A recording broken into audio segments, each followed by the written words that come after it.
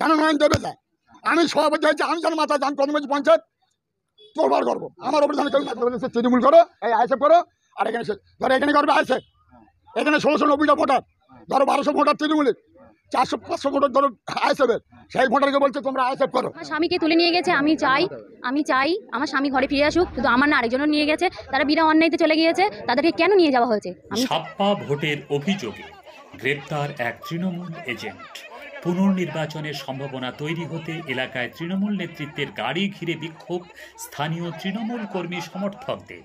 বারাসাত লোকসভা কেন্দ্রের কদম্বগাছি পঞ্চায়েতের 61 নম্বর বুথে গতকাল তৃণমূলের এজেন্ট জাকির হোসেন ছাপ্পা ভোট দিয়েছে, এমনটাই অভিযোগ।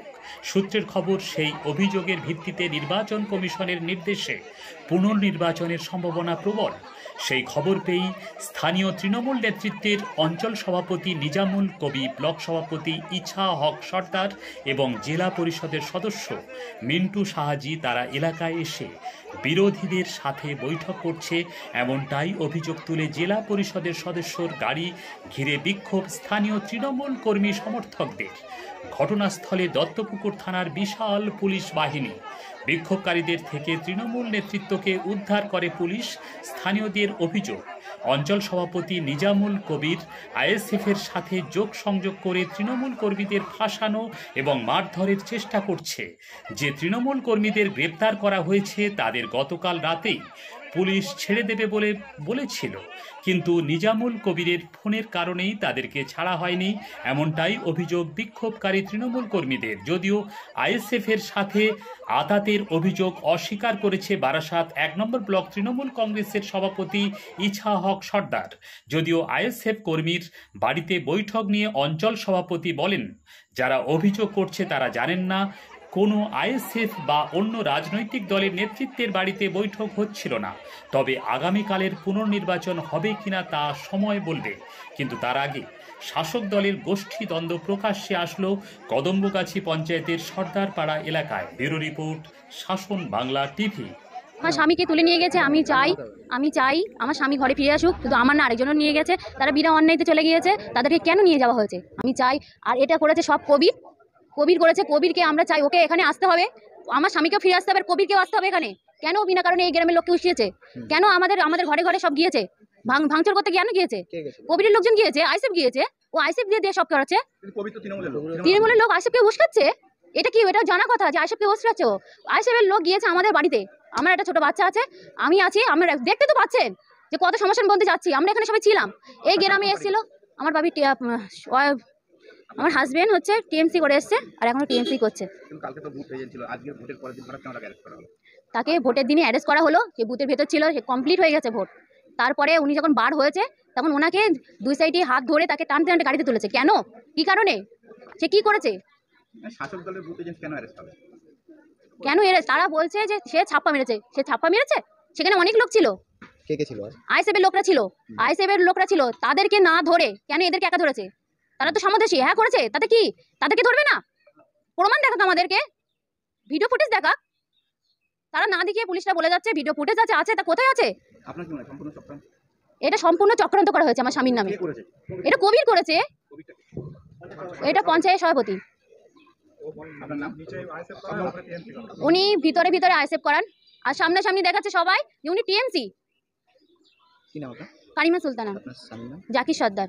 আমাদের অভিযোগ, আমার একটা ভাই পর আমার ছেলেকে 6টা পর্যন্ত ভোটের ডিউটি হয়ে গেছে, শান্তিভাবে ভোট হয়েছে, কোনো ঝক্কি ঝামেলা ISF, CPM, Congress, BJP, Trinamool কোনো ঝোট ঝামেলা কিছু হয়নি।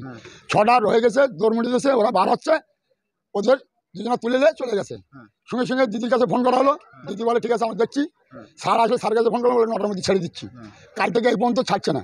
আমাদের নয়ন মেম্বার, তৃণমূলের মেম্বার, হ্যাঁ, এই তৃণমূলের নয়নকে দাবাবার জন্য এই কবি সভাপতি টোটাল 30টা বুথের মধ্যে আমাদের নয়নের দাবাবার জন্য এই সভাপতি এই চাল চলেছে। তোমরা ভেতর বলেছে তৃণমূল করো, এই আইএসএফ করো।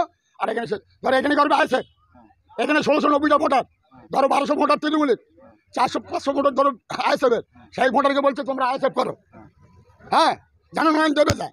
আমি সভাপতি হয়েছি, আমি যেন মাথা যান প্রথম হয়েছি পঞ্চায়েত তোলবার করবো। আমার ওপরে যেন কেউ না কথা বলতে পারে। গোষ্ঠীদ্বন্দ্ব রয়েছে এখানে, তাহলে তা থাকতে পারে। নয়ন সর্দার যার নাম বলছে, হ্যাঁ, কার দলের লোক? তৃণমূল কাকুরিজির দলের লোক। আর এই কবিরও কাকুরির লোক। এই নয়নকে কেন এরকম করা হচ্ছে? নয়ন একটু আঁকপাক করে, ন্যায্য কথা বলে, তার জন্য নয়নকে দেবে রেখে দিতে হবে। এই যাদের ধরে নিয়ে গেছে তাদের কি অভিযোগে ধরে নিয়ে গেছে? কোন অভিযোগ সেই ফুটেজ জানে, আমরা তো জানি না, আমরা তো ভোট দিতে চলে এসেছি। কবির ধরে দিয়েছে, কালকে রাত্রি 9টায় বলেছে ছেড়ে না, 9টায় ছেড়ে দেওয়ার কথা। কবির এখান থেকে ফোন করে বলছে ওদের ছাড়বে না, কবির বলেছে তোদের ছাড়বে না, সেই কারণে আটকে দিয়েছে। আজকে কি আপনারা কবিররা আসলে একদম একদম ওরাও মারবো, ওর বাঁচাবার কেউ নেই। ভেতরে করবে আছে আর সামনে বলবে তৃণমূল ঝামেলা করার জন্য। দিদিকে অবশ্যই বলবো অবিলম্বে দিদিকে বলবো, কাকরিদিন বলবো অবিলম্বে কবির সভাপতি সরাতে হবে। আমার নাম আলী বক্স মন্ডল। ওখানে যা দেখলাম বা যা শুনলাম, আমিও গেছিলাম ওখানে, মূলত গোটা 15-20 মহিলা, তাদের একমাত্র দাবি হলো কাল দুজনকে ধরেছিল সেই দিতে হবে। এইটা কিন্তু প্রিজাইডিং অফিসারের রিপোর্ট অনুযায়ী তাদেরকে অ্যারেস্ট করেছে পুলিশ, যা বললো। এখানে পাবলিক কোনো অ্যারেস্ট আপত্তি করেনি, কেউ কোনো অভিযোগ করেনি। প্রিজাইডিং অভিযোগ করেছিল, তার এগেনস্টে ওদের অ্যারেস্ট করেছে। একজনকে থানায় বসানো আছে, গেলেই ছেড়ে দেবে। একজনকে পয়েন্টিং করেছে। এই অভিযোগটা আমি জানি না, পুলিশকে জিজ্ঞেস করেছি, পুলিশ বলল পুলিশ কিচ্ছু বলেনি, বললো একজনের বিরুদ্ধে অভিযোগ ছিল, তাকে আমরা ফরওয়ার্ড করেছি, আর একজনের বিরুদ্ধে অভিযোগ নেই, তাকে আমরা বসিয়ে রেখেছি। হ্যাঁ, পুনর্নির্বাচন হবে শুনছি, বলতে পারবো না। আমাদের বা রাজনৈতিকভাবে কোনো খবর আমাদের নেই, এটা সম্পূর্ণ প্রিজাইডিংয়ের রিপোর্ট অনুযায়ী হয়েছে। কিন্তু দলেরই একাংশের কর্মী তারা অভিযোগ করছে যে ওখানকার যে অঞ্চল সভাপতি সে উপরে তৃণমূল ভেতরে আয়েছে, বলতেই পারে পাবলিক নানান রকম, আমরা জানি না, তারা দলেরই কর্মী বলছে তারা।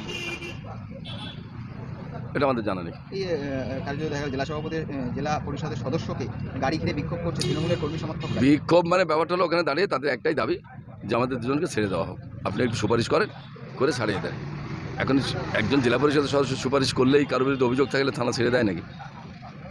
এটা থানার ব্যাপার, আইনের ব্যাপার। অঞ্চল সভাপতির বিরুদ্ধে যেমনটা অভিযোগ আজকে এইমাত্র করলো যে আইএসএফ কর্মীদের বাড়িতে গিয়ে তারা বৈঠক করছিল, কি কারণে এই বৈঠক? কালকে নির্বাচন নিয়ে একটা বৈঠক ডাকা হয়েছিল এখানে, কারোর বাড়ি মিটিং ডাকেনি, মিটিংটা হচ্ছিল বিএড কলেজের মাঠে। এরা ইন্টেনশনালি বলতে পারে বা না জেনে বলতে পারে, বা আইএসএফের কোনো লিডারে হয়তো ওই পাড়ায় বাড়ি থাকতে পারে, এরা অনুমান করে বলতে পারে, এরা ওখানে কেউ যায়নি। Thank you.